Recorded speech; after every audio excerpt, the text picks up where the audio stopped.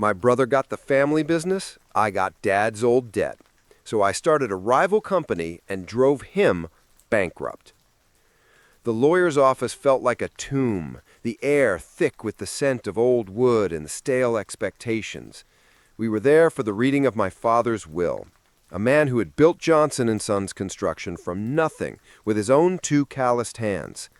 I'd been by his side since I was 16, learning every aspect of the business from the ground up, first cleaning tools, then managing crews, and finally helping to run the office. My brother, David, had always been too busy chasing trends and avoiding hard work, showing up for photo ops at project completions, but never for the gritty days in between. I expected fairness. I expected recognition. The lawyer, a man with a voice as dry as the legal documents he handled, began to read. The thriving company, the fleet of trucks, the valuable contracts, everything was left to David. The words landed like physical blows, each one stealing the air from my lungs. Then came my inheritance. It wasn't just nothing, it was worse than nothing. The lawyer passed me a single worn leather ledger. Inside, meticulously detailed, was $200,000 of the company's old debt, obligations from a rough patch years ago that I'd helped my father navigate. Paper clipped to the first page was a note in my father's familiar slanted handwriting. I know you'll make something of yourself. It felt less like a vote of confidence and more like a cruel joke. David couldn't hide his triumph. A smug, condescending smirk spread across his face as he leaned over and clapped me on the shoulder, a gesture empty of any genuine warmth. "Don't worry, little brother," he said, his voice dripping with false sympathy. "There's always a foreman job for you if you need it. We could use a good pair of hands."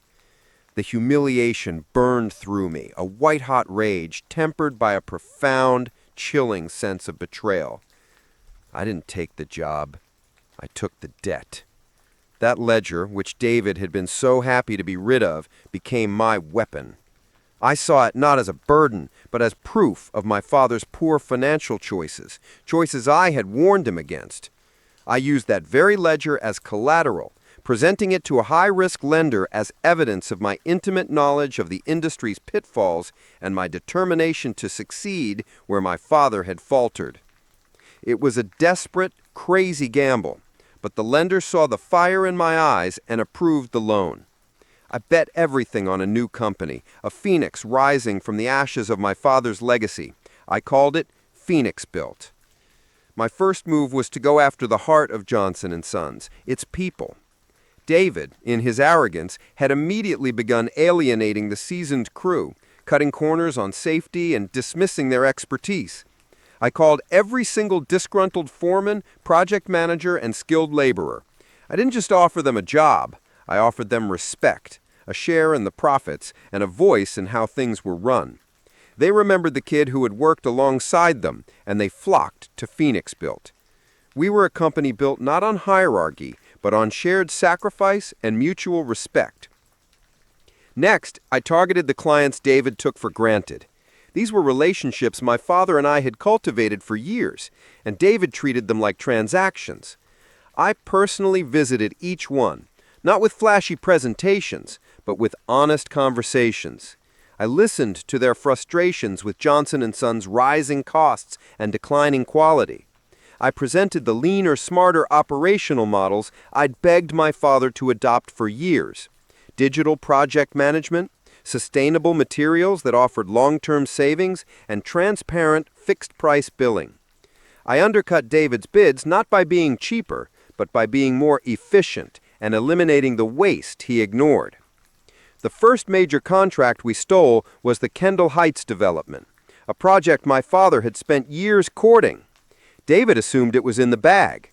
When the news broke that Phoenix Built had won the bid, he called me, not with anger, but with bewildered laughter. He still thought it was a fluke, a small rebellion he could easily squash.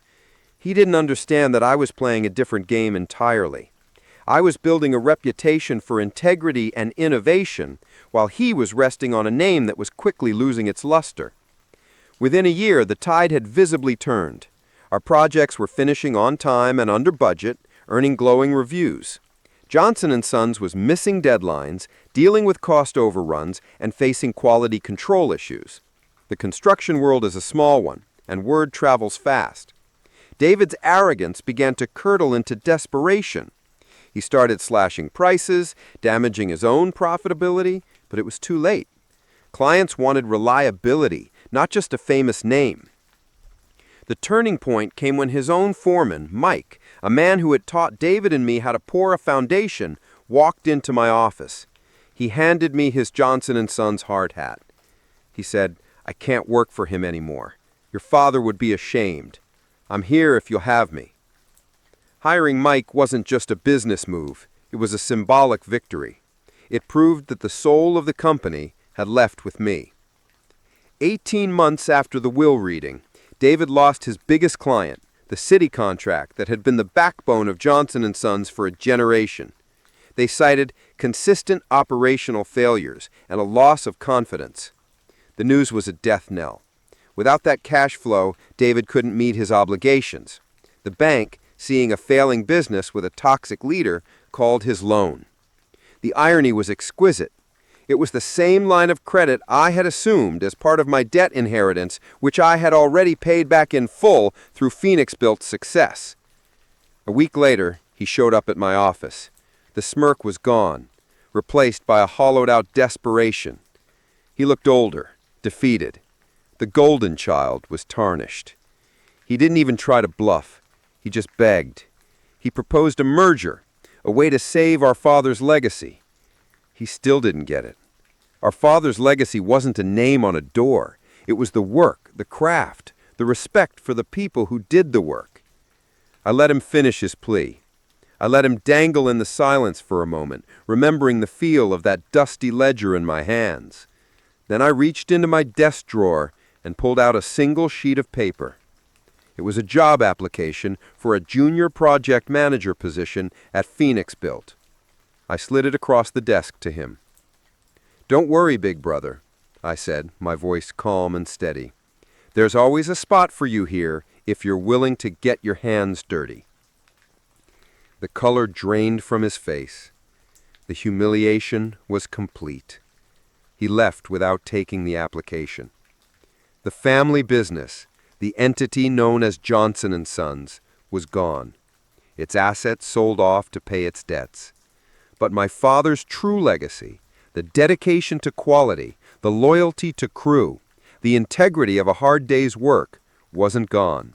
It was stronger than ever. It was just operating under a new name.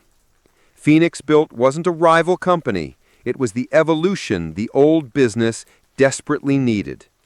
I had taken my father's debt and my brother's dismissal and forged them into something better. The ledger was finally balanced.